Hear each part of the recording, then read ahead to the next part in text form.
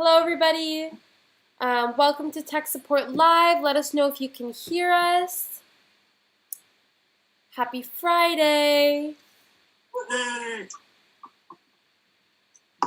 know we have a couple on here. Let's wait for a few more before we get started. And as soon as you're on, please type into the chat to let us know that you can hear us. And that would be great.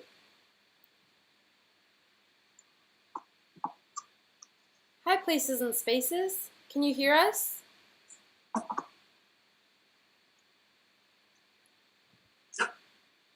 Great. Well, hello everybody. Welcome to Tech Support Live. I'm so happy that you're all here today, and I'm sure we're going to get a few more viewers as the time passes a little bit. As a reminder, we do Tech Support Live every single Friday at noon, and we are here to answer all of your questions, chat about the products, help set up any devices you have, and really just get to talking. We really love to hear what you have to say and answer your questions, so please put your questions in the chat and we will absolutely get to them.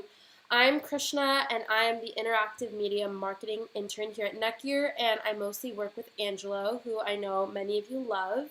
And I mostly work on the YouTube and a little bit of our blog, so make sure you check that out, and I'll pass it on to Michael. Right. Hey everyone, I'm Michael, Technical Marketing Manager at NETGEAR. Any of you that's been on this before, you'll know that I spend a lot of my time with the beta products that we have. I've done technical support for NETGEAR. I spend a lot of my time on the Amazon reviews, also do trade shows when they happen, which hopefully will be happening soon. I've got a couple of them set for next month, and I'm here to help answer any questions you got. Now I'll hand it over to Christine. Hi there. You might remember me from behind the scenes, the girl in the sky, typically. I'm here on camera again this week. I'm the Global Customer Care Manager here for NETGEAR, helping out with kind of all digital support type things. So anything online, you'll usually be able to touch me or my team. On to Darren. I'm Darren. I'm a technical support specialist and community moderator at NETGEAR.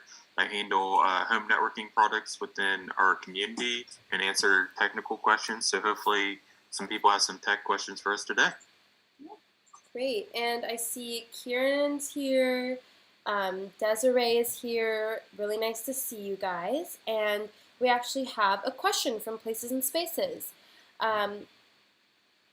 Jumbo frames on or off? I do have NAS, in which I've read jumbo frames can be advantageous for that. A NAS?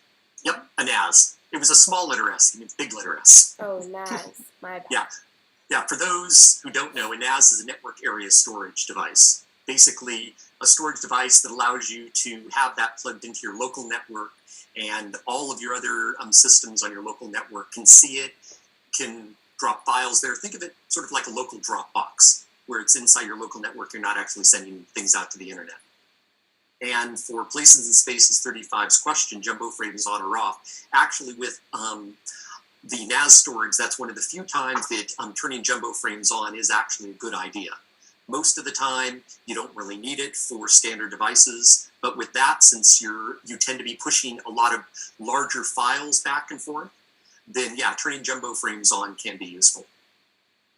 And for people wondering what jumbo frames are, basically what it is when you send data across your network, you send it across in smaller little packets. Think of it like a sandwich bag. And with jumbo frames turned on, instead of it being a sandwich bag size of data every time you send one of these packets across, it's now one of those gallon freezer bags. So it's a lot more data can be sent at one time. Not all devices support jumbo frames though. So if it's turned on and it's trying to talk to those, sometimes it can slow things down. These days, normally not, but it can happen. But since Places and Spaces mentioned that his NAS supports jumbo frames, then yeah, turning that on can be very useful. Great. And then Ryan Fries has a very, very serious question. Probably the most serious question we've ever had on this live stream. Toilet paper over or under? No question about it. It's always over, never under. What? It's always over. I stand firm on that. And for those of you who have just come on to the live stream, welcome. We're so happy you're here today. Please make sure you like, subscribe, and ask questions in your chat, because those likes and those subscriptions to our YouTube channel help us keep going so we can come back to you every Friday and do these live streams. And also remember that when you're asking us questions, it allows us to really go back and look at our products and devices and make sure that they're as good as that they can be for you guys. So the feedback is really, really helpful. And so make sure you tell your friends to jump on, and anyone who you know uses NETGEAR devices, which is probably almost everyone in your life. So let's, really help us get the word out. Well said. Well said. So I saw the thing, just getting back to our technical question there, I believe. Are we talking toilet paper still? Yeah, I haven't tested this, but it's a marketing ploy from the toilet paper companies to properly install it under, so you actually get an extra square every time. So you run out of toilet paper faster. That's the theory anyway. I like that answer. Over. Definitely over. I just think you want it over because then when the cat goes and decides that he wants to start clawing it, it'll just keep rolling out. There you go. And I only say that halfway jokingly. I have a picture somewhere after us being gone one weekend and I'd left the bathroom door open. I came in and it looked like a bunch of fluffy clouds all over the bathroom floor because the cat had taken all of the toilet paper off the roll and just tore it up. So it was this nice fluffy cloud. Nice. Oh, man. Good time. Brian, any other technical questions? That was a doozy. Got it. Okay. Looks like Ryan's preparing for a question for us. Awesome. Well, I'll toss in just one general tech thing for people to think about. If they happen to have an Orbi system or deciding to get a Orbi system, one of the big questions that I see is once someone buys a system, they'll want to add an additional satellite, and they'll ask, does this particular model work with my Orbi system? And pretty much all of the Orbi devices work with the other Orbi devices, except for the limitation that Orbi Wi-Fi 5 devices only work with Orbi Wi-Fi 5 systems, and Orbi Wi-Fi 6 only works with Orbi Wi-Fi 6 systems. So when you're trying to add an additional Orbi to your unit, all you have to look and see is your current system Wi-Fi 5 or Wi-Fi 6? And then the satellites that you're looking at, does it specifically say in the title Wi-Fi 6? If it doesn't say specifically in the title Wi-Fi 6, then you automatically know it's a Wi-Fi 5, and that works with other Wi-Fi 5 Orbis. If you have a Wi-Fi 6 system, then you want to make sure that it specifically says Wi-Fi 6 in the Orbi name, and that way you're always guaranteed of getting the right model for your current system. Yeah, and Michael, to your point there, thank you for sharing that. That's definitely a common question that we get. I noticed on netgear.com today that we are having a pretty amazing bundle that includes a year of Armor and 2 years of tech support, or pro support rather. So for those of you who haven't upgraded to Orbi Wi-Fi 6 yet and are in the market to do so, check it out. I'll find the links here so I can pop it in the chat for y'all. But it's a pretty amazing bundle that I don't think we've ever done before. At least I haven't seen a bundle like that. So definitely getting, I think I saw like $186 value or something close to that. That's fantastic. So and it's exclusive to NETGEAR. So coming to netgear.com to buy your NETGEAR products can be, I liked your word earlier, Michael, advantageous. Yes. Definitely advantageous to check out our offers on netgear.com. Thanks, Christine. Ryan has a serious question this time. Dang, we wanted a toilet paper question. Just kidding. He goes, I don't know which extender should I get for my XR1000. I want to know if the AX8 or the AX1800. I normally know the model names as opposed to the bandwidth. What I normally recommend is for any of the extenders, you want one of the EAX models, because that means it's an extender specifically for AX, which is Wi-Fi 6, and the XR1000 is Wi-Fi 6. And I would have to look to see which one of ours is tri-band. If we have a tri-band, then that would be the one you'd want to get. Otherwise, the EAX 80 would be a dual band Wi-Fi 6. So I'm looking that up quickly right now to see a tri-band extender. What's the hate when you spell tri-band, T-R-Y? Yes. AX 1800. I don't know which one's 1800. Which one's the 1800? That's exactly it. I AX, don't know. The 20. The 20 is the 1800. Okay, the 20 is 1800. Yeah, but any of the EAX will work with it. It's more to do with whether it's dual band or tri-band and the speed. I normally try to match up my speeds as close to what the router max Wi-Fi speeds are. So if it's like a AC, 2500, then if I'm going to match up a extender, I want one that has similar speeds. Because that way, you're maximizing your 2.4 and 5 gig throughput whenever possible. And on the XR1000, the EX20 is probably going to be a little low powered on the speed. I'd probably move up something a little bit closer to, I'm looking down here. Yeah, it looks like the only other one we've got is, the EX80 right now, and the price does double going from the 20 to the 80. They both look to be on sale right now. Mm-hmm. Yep, pretty good sales too. Looks like about a little over 20% off. Cool. And then Places and Spaces has a question. When running a speed test on a router, what would be an acceptable amount of jitter and latency before I may start seeing issues? Well, I can jump in, but Darren, do you want to jump in first? It depends on where you're speed testing to. So when you speed test, you always pick a server, and people typically pick a server that's closest to them, and you'll see like a latency of like between 10 and 30 when you pick like a server close to you, and speeds. And the further out server you pick, the more latency that you would receive. It just depends. I mean, Michael might have a better description here of what's going on. Yeah, well, the first thing asking about the amount of jitter and latency. Normally, when you're doing speed tests, jitter isn't part of it.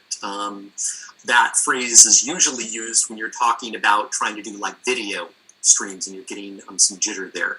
But latency, definitely.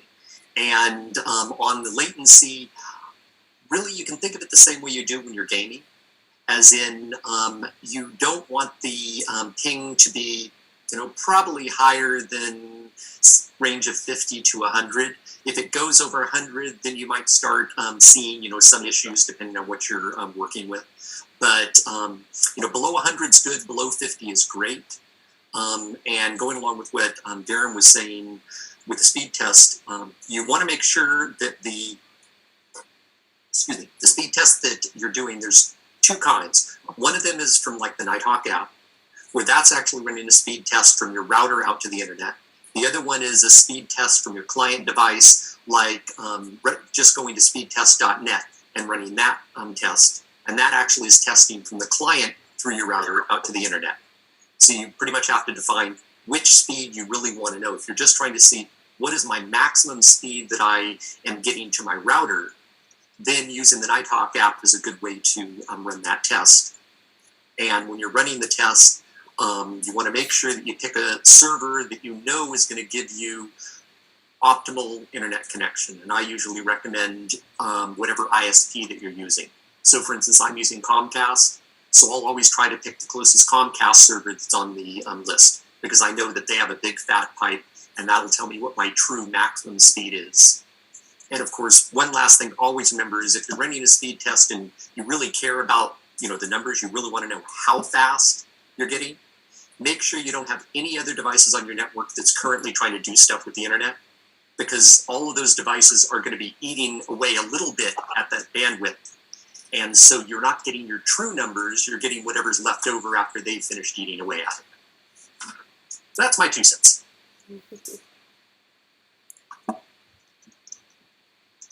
And Desiree has a question. Have my 3 satellites wired, Orbi AX4200. Is there a setting that I need to turn off? Because I know it sounds crazy, but I believe they're still trying to communicate over Wi-Fi as well. No, you shouldn't have to, as long as you, once they're wired in, you resync them, then you shouldn't have to worry about it. If you have set them up and then you wire them in, then the system is still going to think of them as being wireless. So you have to actually resync them up once they're wired in, and the software should automatically be able to detect that they're wired and then set them up for the wired AP setup, as opposed to it being a wireless satellite. I did not know that. That is great information. Yes. Yeah, Desiree added also on GUI, staring at it now, it's wired but out of sync. Yeah, so that what Michael just mentioned should help that doing a factory reset and making sure all the satellites are wired still and setting it up that way. Is that That's right? correct. Yeah, because basically once the satellite is set up, it thinks that's how it's always going to be set up. So if you plug an Ethernet cable into it afterwards, it's not going to realize that it's now supposed to be using a wired connection. It doesn't automatically switch over. Got it. Yeah, that's interesting. I did not know that. So thank you for that, Michael. See, we always learn new things when Michael's on. Desiree goes, that's why. Yes. And Awesome. Hamad, welcome. So nice to see you here today. Yes. So Desiree, give that a try and definitely let us know your feedback if that actually solved the problem. Looks like you were able to use Wireshark to really see that it was in fact an issue. So yeah, check it out and let us know. We'd love to hear your feedback on that. Of course, if you're the only one that's noticing it, well, maybe there's another reason. Clearly, Desiree's the geek of the family.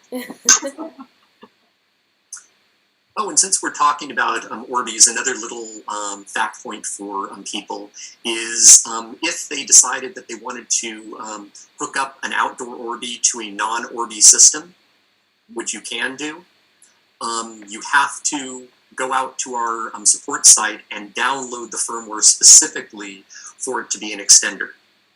And then you can connect it up to any device other than just an Orbi to act as a extender.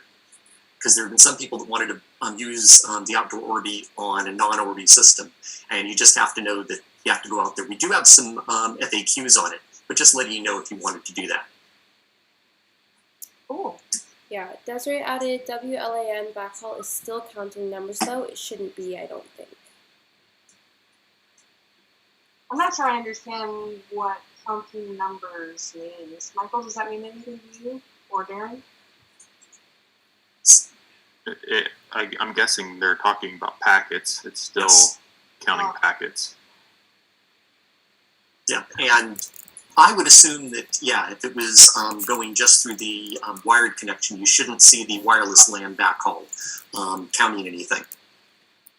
But I would only say, I guess that, because you never know how the programmers write things. It might still be counting numbers that have nothing to do with it trying to transfer things across wireless. But it does sound like those satellites are still thinking that they're wireless. So I would go through the setup again with them being wired, and it should automatically switch over.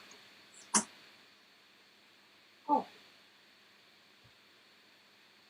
Looks like we have another regular joining us today. Robert, welcome. Thanks for joining us today. always good to see you. Part of the regular crew. Hello, Ren. So I noticed. Sorry, go ahead, Christine. I was saying, and there's Ren. Regular. So we have a few more viewers on, so just a reminder to throw your questions into the chat so we can help you in every way we can, and make sure to like and subscribe so that we can continue to do this for you every week. Let's jump in, ask your questions. We're here for you. Awesome. Looks like Robert's got a question for us. And it's a great question. I'm glad to hear he's doing great. So that's awesome. He says, can you explain the pros of having mesh over non-mesh Wi-Fi? I think I could take a quick stab at that, but there might be some more technical issues that Michael, Darren, or maybe Krishna can add to. But Sure.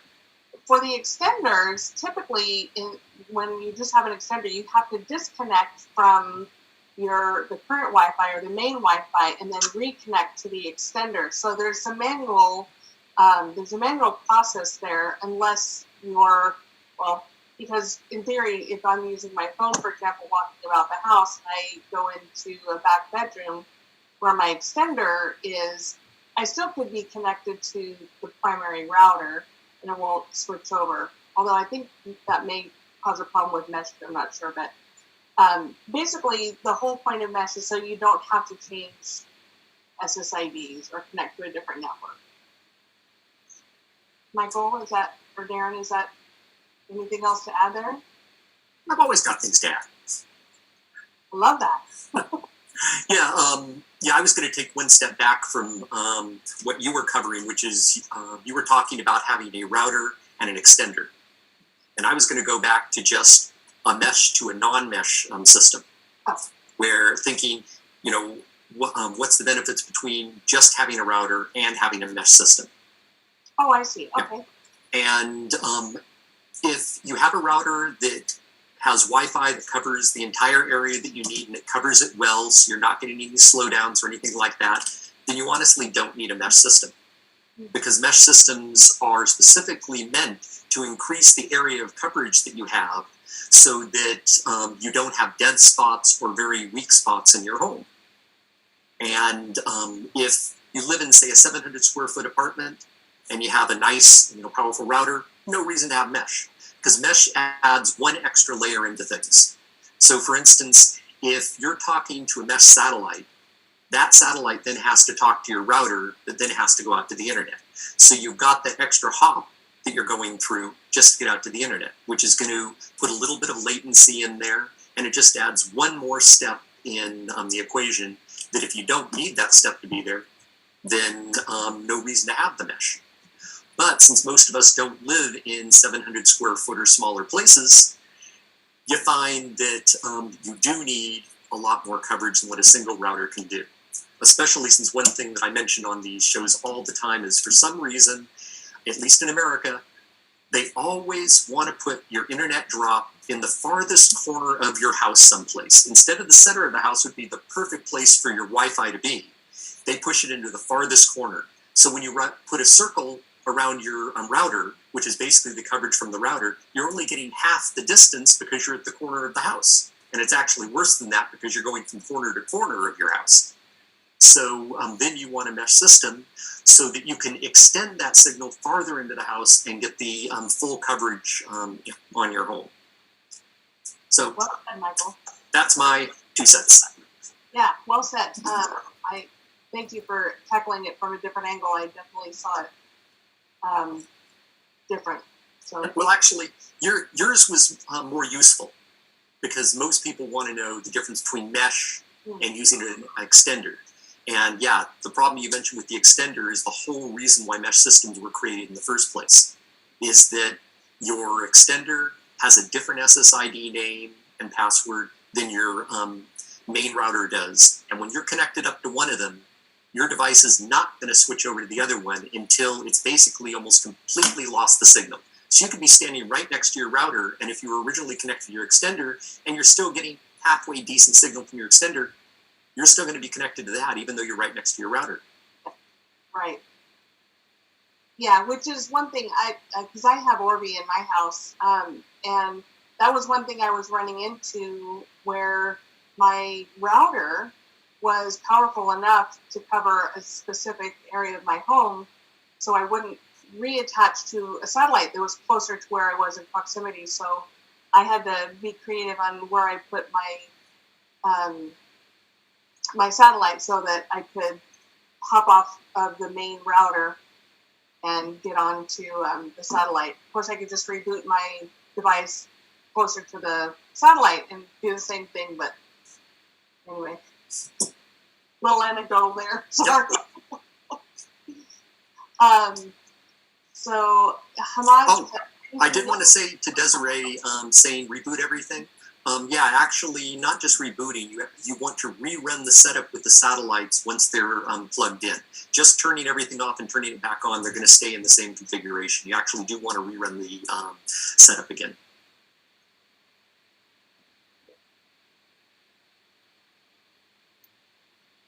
And then I see Hamad asked anything new in the 3D printing shop. No, I've been busy doing other real world stuff than 3D printing, but I did remember that I did make something a while back that's kind of cool, which is this Iron Man head, which is an SD slot holder. You just pop his jaw down, opens up, and it holds nice little SD cards inside. Nice. That's cool. And that one was a pain to make. Whoever designed the model for that, I could think of so many things after building it that would have made it so much easier and simpler and connecting everything together. But that's a different subject. Huh. And then Places and Spaces asks, if I have two routers on my network, what is the best way to make sure I don't have a double NAT situation? Yeah, so Places, you would want your main router to stay in router mode, and your secondary router that you're using for Wi-Fi, you want to find the mode called access point mode in the settings and turn it into an access point so it doesn't cause a double NAT to happen. Now the question is there a reason why you're using a second router as the access point? Normally you'd use like an extender in place of that. But if you just happen to have a spare router, then that would explain why you want to use that as an access point now instead of a router. Yeah, and I wanted to circle back. Hamad had said any such mesh available. Did we address that? Did we address that, Christine? Any such mesh available? Which mesh are we talking about? Pretty much, we have two different types of mesh at NETGEAR. We have the Orbi mesh systems, and then we have the Nighthawk mesh.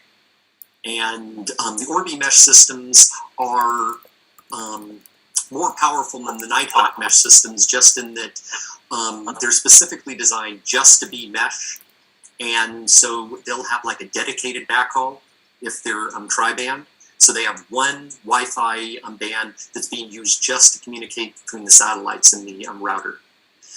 With the Nighthawk mesh, which you can use the Nighthawk mesh extenders with any router, not even just a Nighthawk router, it can create a mesh network as well, but it's a little less refined than an Orbi system is. It has to play with the backhaul that it's using, where sometimes it'll use the 2.4, sometimes it'll use 5, depending on which one's available. So it's not as clean of a design, but it's a lot more usable with a lot of different systems, that it's not stuck with just working with Nighthawk systems. But if you're looking for a good all-mesh system, Orbi's definitely the way to go. If you already have a router and you want to add mesh to it, then the Nighthawk mesh and matching it up with the type of router you have, like we mentioned earlier, if you have a Wi-Fi 6 router, then you definitely want to get one of the EAX Nighthawk mesh extenders so that it'll use the Wi-Fi 6 portion of it as well.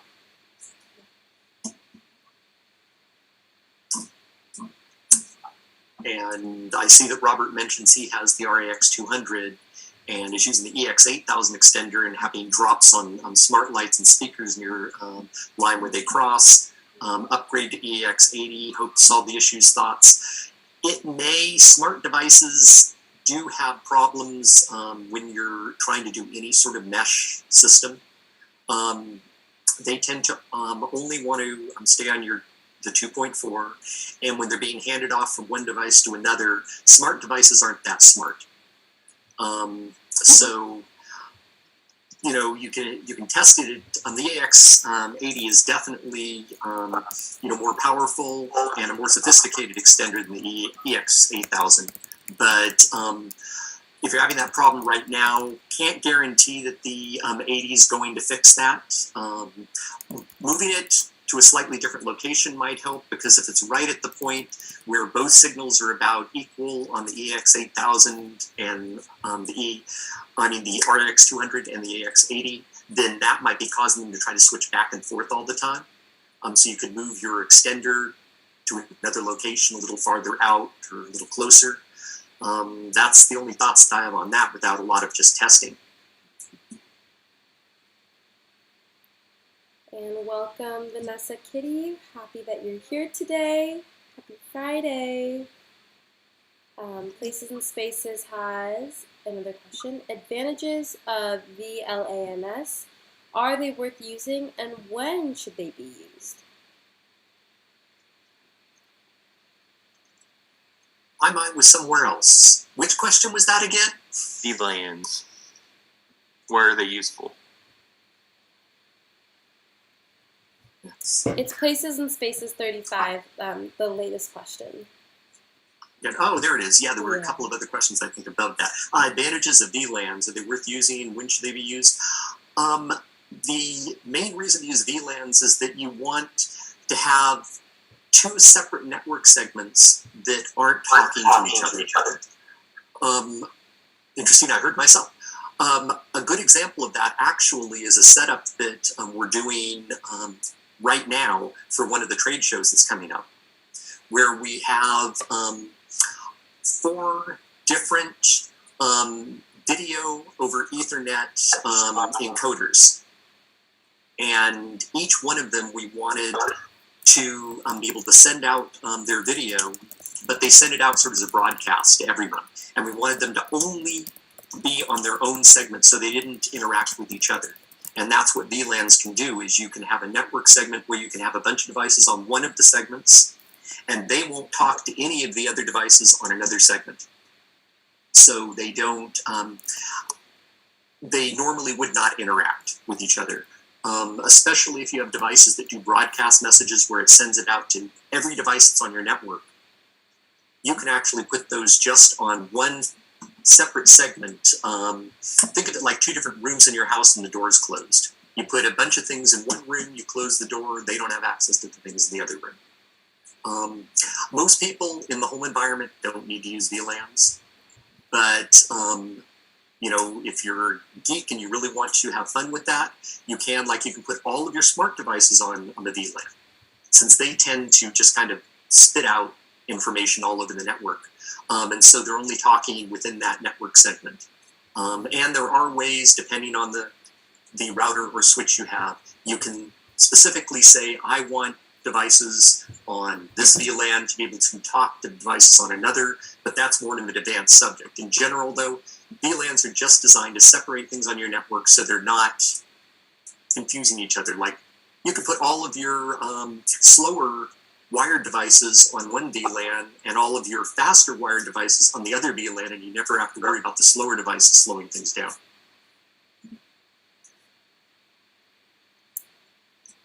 And then going back to Elias Miranda's question, hi everyone, can I replace version FIOS router with a Nighthawk router? And unfortunately, the answer is no. The FIOS routers are fiber routers, and we don't have any fiber routers ourselves. In fact, pretty much all of the internet service providers that give you fiber, they have their systems locked down to just wanting to use their hardware at this point. Sooner or later, I'm sure they're going to open it up and allow other vendors to create FIOS routers. But at this point, no, we don't have any routers that we can actually replace them with. Normally, what people will do is, if they really want a Nighthawk router, they will put their FiOS router into what's called bridge mode. And what that means is the FiOS router is only acting as a modem, not as a router. And so it connects up to your internet service provider. That passes information through it straight down to your Nighthawk router, and then your Nighthawk router acts as the router.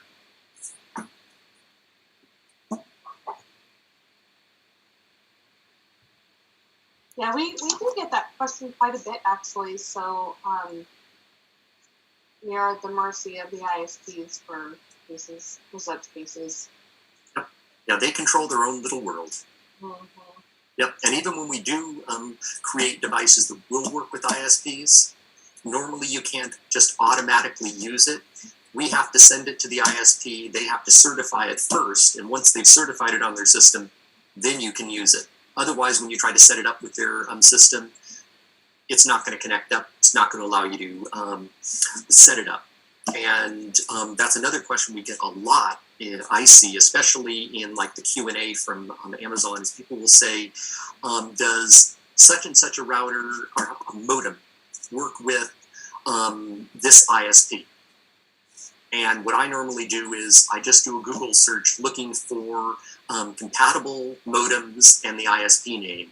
And especially the better known ISPs, they usually have a web page that lists off all of the certified modems at this time. And when more modems get certified, they'll add them to the list. So that's the best place to go, because we don't actually keep a list ourselves, but each one of the individual internet providers do have their own lists. Unless you're dealing with some really, tiny service provider, and I've seen the names of one like WOW, which I've never heard of before, and someone asked if it was compatible with that. But most of the major service providers, they do have their own compatibility list, and you can easily find it just by Googling it. And it looks like Razor had some input there. So for Verizon FiOS, it says they still use a separate ONT, and I'm afraid I don't know what that acronym stands for. Yeah, I don't remember right off the top of my head, but it's kind of like a modem. Yeah. And router, thus the router such as the GA. Oh yes, and ONT just is optical network terminals, basically their own optical fiber connector. Yep, got it. Yeah, yep. I think I learned that last week. It didn't stick, so hopefully this week it sticks. There's so many acronyms out there, and every day there's another dozen acronyms that are being created. Yeah, for the same thing. Yep. But it looks like in the case of Verizon, you can replace the router portion of that, so that's cool. He's currently using the RAC C500 directly connected, so sweet. Seems like that's a good fit, a good system we got there. Mm-hmm. Go ahead. I just want to make sure we got to Razor's question. I'm not sure if we covered it, but he asked, is it possible for NETGEAR to add options for forced roaming on their mesh products when dealing with sticky clients that are reluctant to roam, i.e. sending depth frames to sticky clients? I'm not sure if we answered that. No, we didn't. And is it possible? That's, feature requests that we can definitely, send on. And yeah, I haven't heard as many problems with network clients that are reluctant to roam. The only ones that are reluctant to roam are usually the older ones that don't actually support some of the newer protocols that came out probably 5-6 years ago. That were specifically for roaming. So if you're an much older device, then yeah, that might cause the client to be sticky and try to stay connected. But it's a great suggestion, and we can definitely pass it on. Yeah. I do like that suggestion a lot, actually. We definitely keep that back with us. Then, are we on to Ren? Did we answer Robert's question? about the EX 8000 Yes. and the EX 80, whether it'll be able to be a bit farther away with a stronger signal. Yes. It might not. Usually, one thing you want to make sure of, though, is you can have your extender actually out too far from your router, where the extender is getting a signal from your router. It's, semi-weak signal hitting the extender. Then the extender sends that signal out, and it seems like a really strong signal from the extender because that signal is coming out from the extender, but it's actually extending a very weak signal back to the router. So I normally recommend when you're putting your extender out, do some speed tests or some signal strength tests actually, going out from the router, and put it maybe about 2/3 of the way out on the signal from the router, and that way you're still getting a good quality signal before you try extending it. Because like people say, garbage in, garbage out. If you have a weak signal that you're extending, it may seem strong on the far end when you're connected to the extender, but it's still a pretty garbage signal that you're trying to work with between the extender and the router. So placement does make a difference, and there is a lot of good Wi-Fi analyzer programs you can put on your phone that you can wander around the house and check the signal strength, and you can pretty much figure out where the best location is to put your extender. Or put a couple of extenders if it turns out you have to cover more area than just in one direction. And now I think we're on to Ren's question, which is, I have to assign my guest wireless to a VLAN where I can assign a switch attached to the Ethernet port. This way, devices I do not want on my network, they just go to the internet.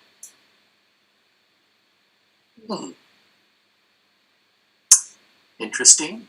Mm-hmm. Yeah, I don't know that I've ever ran into a situation like that. Yeah. Yeah, I'm thinking about that. Well, you can't, the guest wireless is technically on its own VLAN, unless you happen to turn on the functionality where it bridges over and it can see everything else in your network. But by default, it's turned off. But you want to connect a wired port to your guest network. Something I haven't tried, the first solution that comes to my mind is getting a Nighthawk mesh extender and seeing on the mesh extender if you can turn off everything except for the guest Wi-Fi, and then plugging your Ethernet port into that extender, and then your switch into the Ethernet port on that extender. Then it means that your switch would just be connected up to the guest Wi-Fi that the range extender would be connected to. That's the first thought I have. I've never tried it, but off the top of my head, that's what I'm thinking of. Darren, do you got any ideas on this? It sounds like he's really wanting to make sure that his guest network doesn't access anything on his main network by using a VLAN. Like you said, most guest networks usually are isolated, but he's definitely making sure that it doesn't happen. Yeah, our guest network, the wireless guest network, is on its own VLAN until you flip the little switch in the admin screens. But trying to then connect that Ethernet a switch to an Ethernet port, not sure on that. I know in the past there was a great adapter that you could turn wireless into an Ethernet signal, and I'm sure there's people that make those. And then what you would do is you would take that wireless adapter, connect that up to your guest network, and then plug the wired portion of that into your switch. And that's how the switch would be being connected only to the guest network. So that'd be another option. And that one I'm sure would work because I played with those adapters before, and they're kind of cool. NETGEAR used to even have some, but we stopped making them. Is that adapter like a dongle? It's basically a wireless dongle that then has a Ethernet wire coming off of it, and it basically can translate from wired to wireless, and it's kind of like a range extender where it then connects up wirelessly to your guest network. Interesting. Yeah, that's a new one for me. It's an interesting use case. And then Robert has another question. Tell me about the CM2000 Nighthawk modem. Just bought the CM 1200 not too long ago. Wishing I had waited for the Nighthawk modem upgrades. Good idea to upgrade. What are your thoughts in general? Well, the biggest difference with the CM2000, because the CM1200 is a great modem. In fact, that's the one I have at home here. And it certainly covers all the speeds I need. But it is limited to gigabit Ethernet, because that's the port that's on there.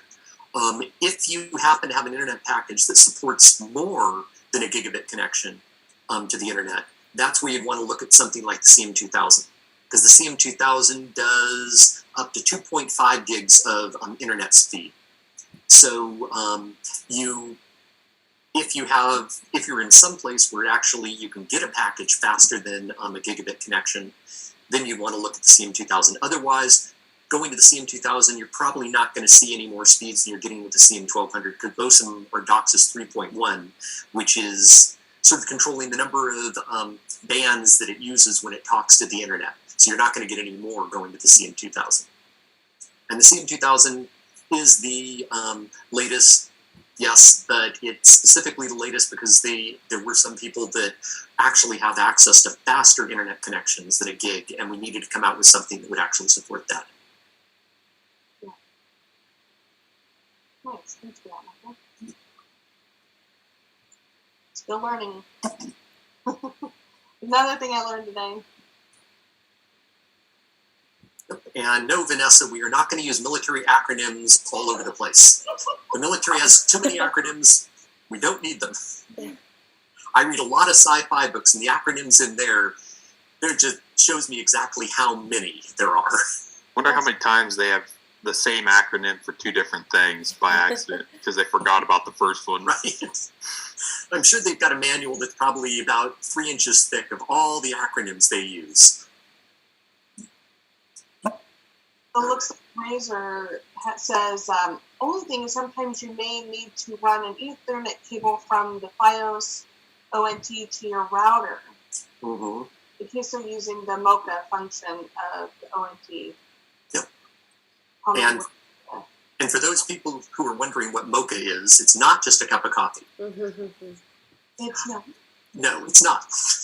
But it tastes good. No, what MoCA is where we transmit our network signals across Ethernet cabling. They also came up with a couple of different ways to send stuff around your house besides just through an Ethernet cable, so you don't have to run an Ethernet cable, through the house, over the door frames into the other rooms.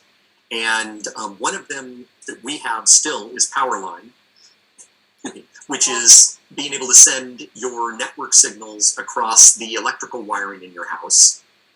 And MoCA is a similar idea, but it's sending network signals across your coax cables in your house. Because most houses, up until recently, have been wired with coax into all the rooms. And so this was a way to say, well, look, we have 2 points, one in room A, one in room B. We can put these MoCA adapters on there, and now we can send our Ethernet signals through that instead of having to send it through an Ethernet wire. So it's an easy way to bridge without having to use like Wi-Fi. And it sounds like the FiOS ONT unit that they have, some of them from some vendors also have this MoCA connection that allows you to then connect to your coax cables in your house.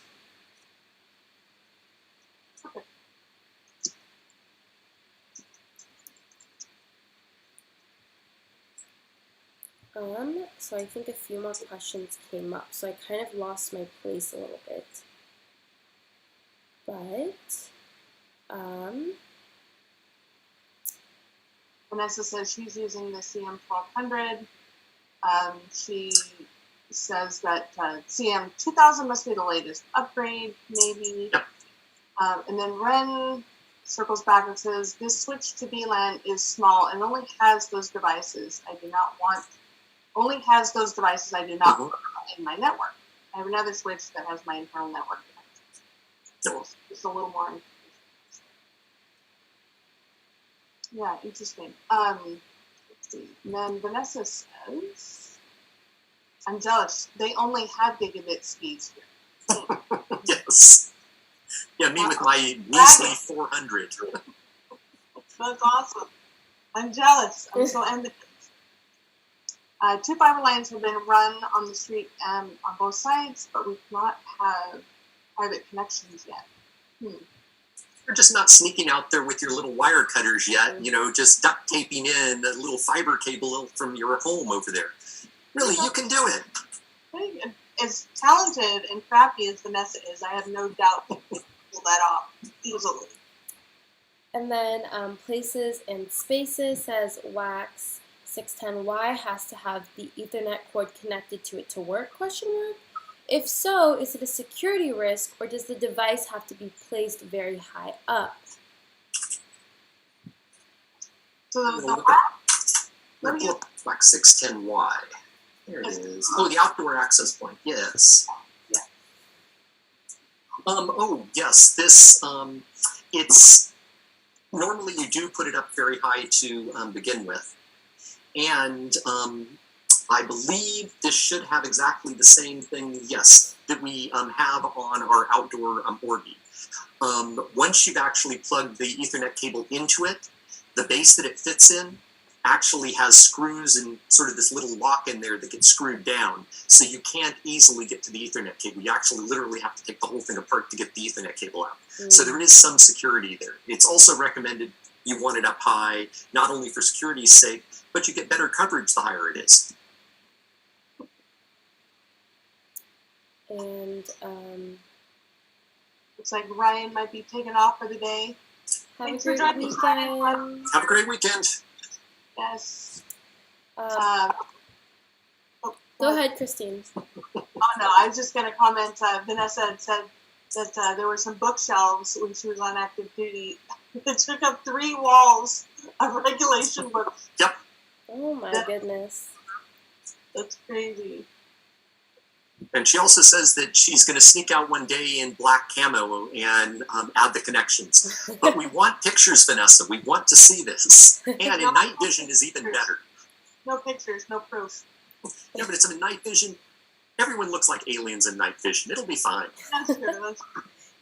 And then Places and Spaces said, was adding to the MoCA talk. MoCA is the second best hardwired configuration behind the Ethernet.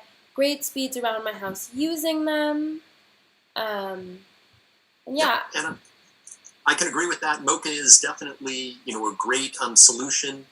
You do have problems with it when you're putting it through splitters, because then the signal strength of your Wi-Fi or your internet signal is also going down through the splitters. Plus, if there's any line cleaning, anything like that, that's going to be a problem, because all we're doing is adding our signal as a carrier wave on the normal signal that's going through there.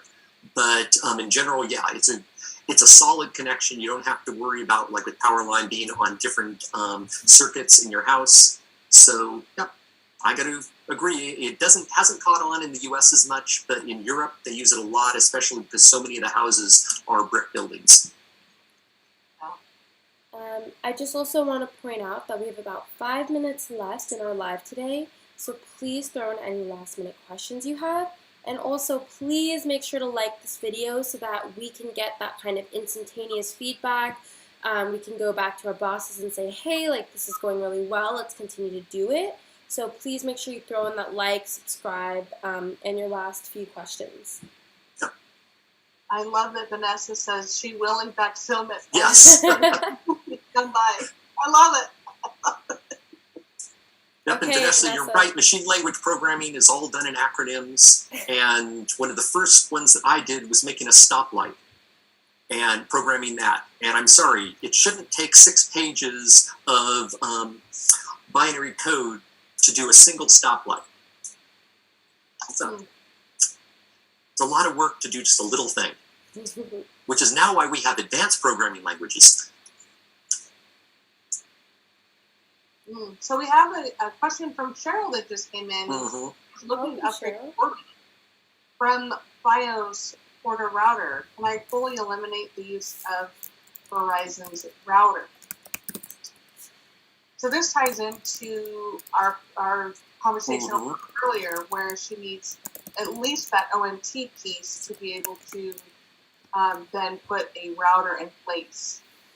Right. If the device that she has right now is just a single device that's she's using in her house, then chances are she probably can't.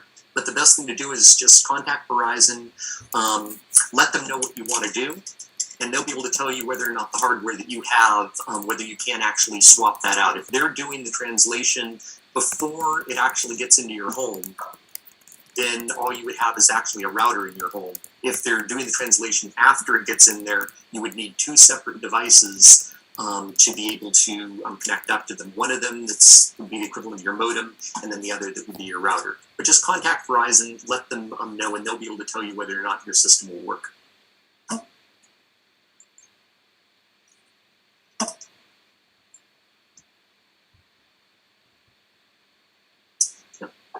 Yeah, in places and spaces, you're right. Yes, MoCA rated splitters, but most of the splitters people have, there's no MoCA rating on them. They're just the generic ones or the high frequency ones that the cable providers now want you to use whenever you're splitting a signal. But yeah, definitely, if you're using MoCA, get one that's rated for it so you don't have problems with frequency clashes or anything else that's going to affect the MoCA signal. That's the third thing I learned today. Yeah. Thank you, Cheryl. It looks like she was enjoying the format. She was able to learn some good information, as was I. So that's one of the reasons why I like showing up Friday after Fridays. I always learn something new. It may not stick, but if I keep attending these regularly, it'll stick. So I'll have it. And that's just I was working at Pfizer, New York City, in between enlistments. I was writing machine code for the Motorola 6400 series processors. Nice. One of the company managers saw my work and asked me why I was not inside the lab. Because you had a real life. You don't want to be a code monkey stuck in a lab. I'm convinced that Vanessa is a superhero. Oh, absolutely. Yeah. She has all the cool stuff. Yeah, she does. Well, we're just about out of time. So we really want to thank all of you for coming and showing up today. It really means a lot to us when we have these familiar faces and we get to interact with you all. It really makes such a difference. So thank you for coming and asking your questions and teaching us and giving us feedback. Please get the word out about our live stream. Tell your friends and family, because I think everybody needs help or has questions, and we are really here just to help you. So we will see you next week at 12 o'clock on NETGEAR YouTube. Make sure you like, subscribe, and have a wonderful weekend. Take care, everyone. Bye. Thanks, everyone. Thank you.